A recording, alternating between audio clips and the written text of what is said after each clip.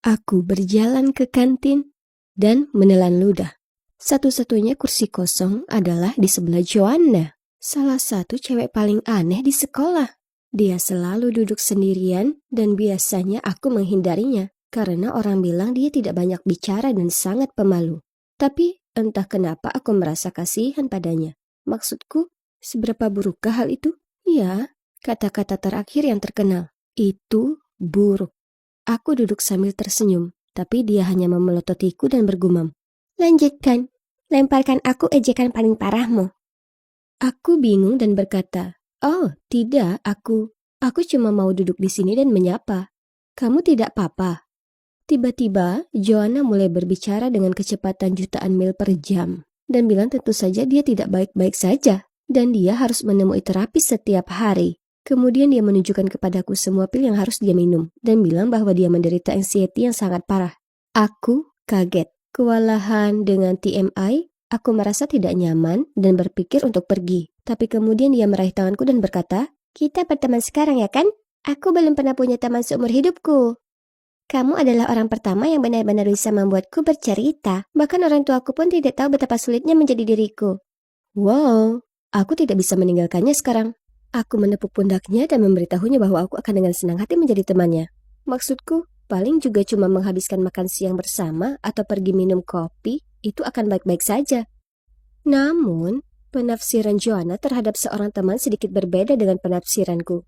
3 hari kemudian, aku terlambat pulang dari perpustakaan. Jadi aku langsung menuju kamarku seperti biasa dan mulai ganti baju. Ternyata aku menemukan Joanna tepat di belakangku saat aku berbalik. Dan aku hampir membangunkan seluruh gedung dengan teriakan ketakutan. Oh hei teman sekamar, katanya sambil tersenyum lebar. Apa? Ini gila. Teman sekamar?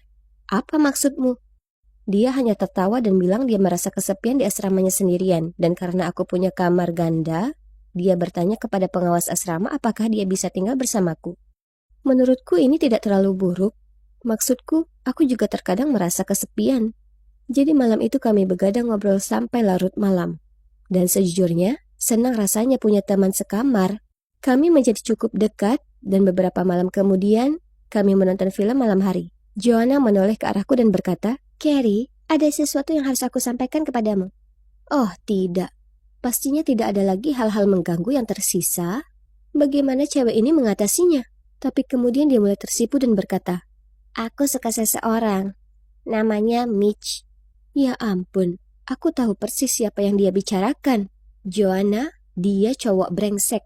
Dia benar-benar seorang buaya. Kamu terlalu baik untuknya. Setidaknya, itulah yang kubilang.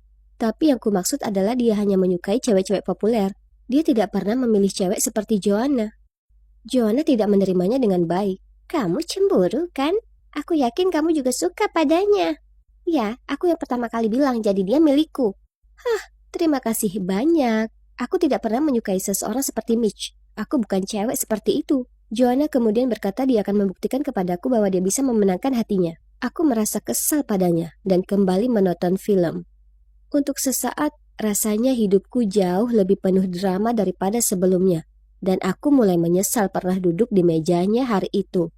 Sedikit yang aku tahu, ini hanyalah permulaan. Seminggu kemudian, aku mendapat kejutan besar. Joanna dan Mitch mulai pacaran. Aku sedang berbaring mendengarkan musik ketika aku mendengar suara-suara di luar pintu.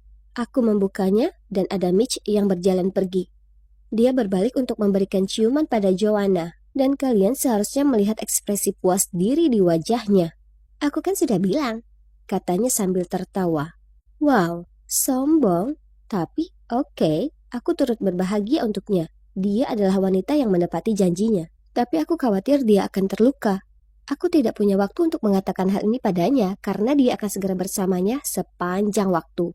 Dia bahkan datang ke asrama kami dan aku muak mendengarkan mereka berdua. Mereka mesra sepanjang waktu dan itu dengan cepat menjadi begitu melelahkan. Pada hari Valentine, dia mengirim 100 balon ke asrama kami. Dan aku bahkan tidak bisa melewati pintunya. Mungkinkah dia sudah berlebihan? Itu bahkan tidak romantis. Tapi Joanna terpesona. Itu menyakitkan untuk dilihat. Tapi tidak sesakit